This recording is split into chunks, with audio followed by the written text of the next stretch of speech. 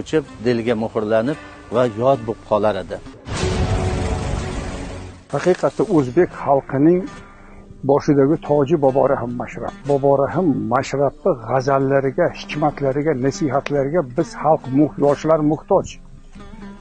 Biz Bobo Rahim Mashrab hikmatlari bilan yoshlar qalbini yuvsak, yoshlar qalbi toza beg'ubor bo'lsa, biz o'sha Farobiy aytgan fozil odamlar shahriga aylantiramiz biz yurtimiz, jamiyatda. Yoshlarimiz qalbini beg'ubor qilib kibrlik, manmanlik degan qusurlardan biz Bobo Rahim Mashrabning hikmatlari bilan yuvib tozalab olsak, demak jamiyatimiz poklanib, to'g'ri so'zlik, mehnatkash, vatanparvar, ilmparvar bir xalqqa aylanadi yoshlarimiz. Haqqa oshiq edilar,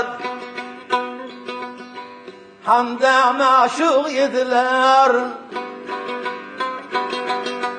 Haqqa oshiq edilar, hamda ma'shuq edilar. Haqqa didor dedilar, Mashrabiy namagani. Haqqa didor dedilar, Mashrabiy namagani. 1665-yilda Mashrabning Qashqarga, Ofoqxo'ja huzuriga borib bilimini yanada chuqurlashtirishi uning ongu tafakkurida jiddiy o'zgarishlar yasaydi. Ayrim manbalarda u yerdagi piru murshidlik uzoqqa cho'zilmaganligi, Ofoqxo'janing dargohidagi kanizaklardan biriga Mashrabning ko'ngil qo'yishi natijasida sezib qolgan shayx uni haydab yuboradi deyiladi. Ushbu holat bo'yicha o'rganish va surishtiruvlar olib borish natijasida bunday gaplar Sovet zamonining targ'iboti mahsuli sifatidagi fitna deyishdi manbashunoslar. Odamlarni o'zi to'qib chiqargan. Chunki Mashrabni tarjimai hol kitoblari bor, arab yozuvida yozilgan. Agar shu to'g'ri bo'lganda kitobga kiritilar edi.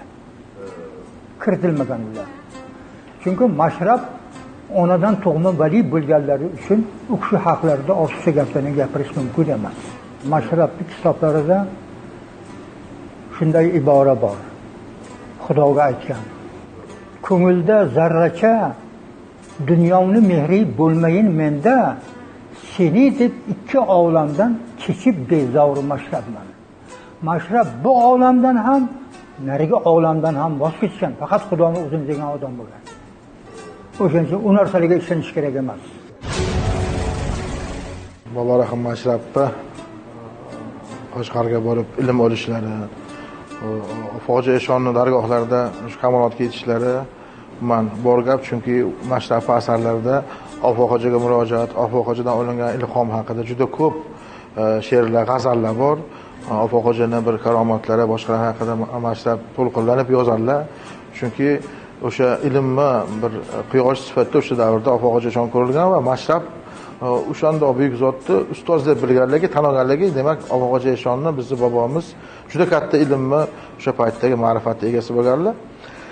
Endi mana bu har xil gap so'zlar, masalan, so'nggi paytlarda internetda ham urchidi.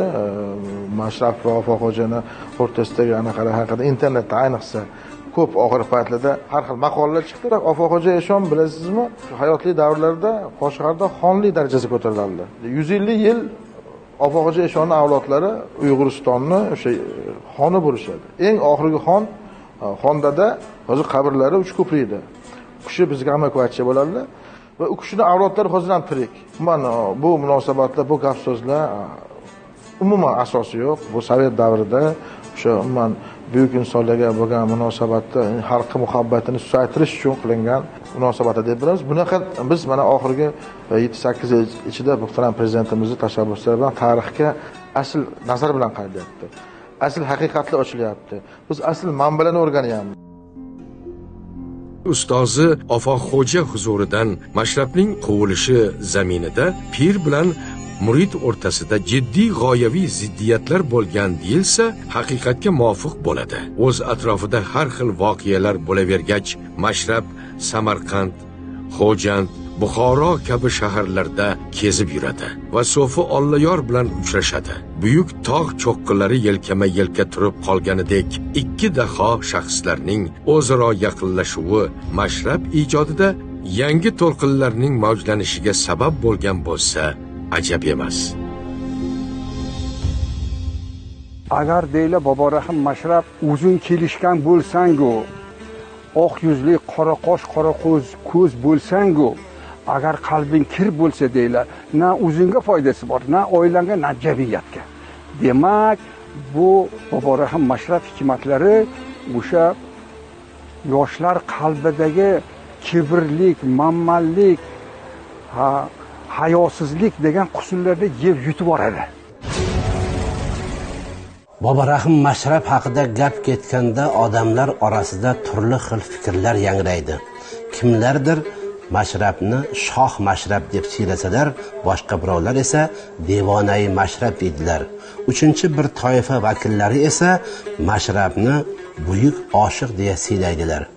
Haqiqatan ham bu xil turfa fikrlarga loyiq ko'rilgan Boborahim Mashrab nima uchun turli tafsirlar va turli talqinlar bilan odamlarimiz orasiga yoyilgan, kirgan degan savoliga bugungi hujjatli film qatnashchilari Boborahim Mashrabni turli xil talqinlar va tavsiflar bilan atalishlariga o'zlarining munosabatini bildirdilar.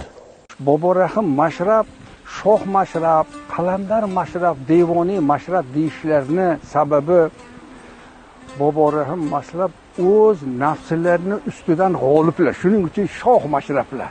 Devoniy Mashrab bu Allohning jamoliga devonilar. Qalandar Mashrab o'zlarini hamma kamtarin manmanlik tunini yechganlar-da, kibrdan xoli manmanlik tunini yechib, kamtarlik tunini kiyganlar Boborahim Mashrab. Shuning uchun ular agar deylar bir inson bir dushmanni jisman yengsa deylar, ularga jannat vojib bo'ladi deylar. Dushmanni yengsa, agar nafsingni yengsang deylar, Allohning jamoliga musharraf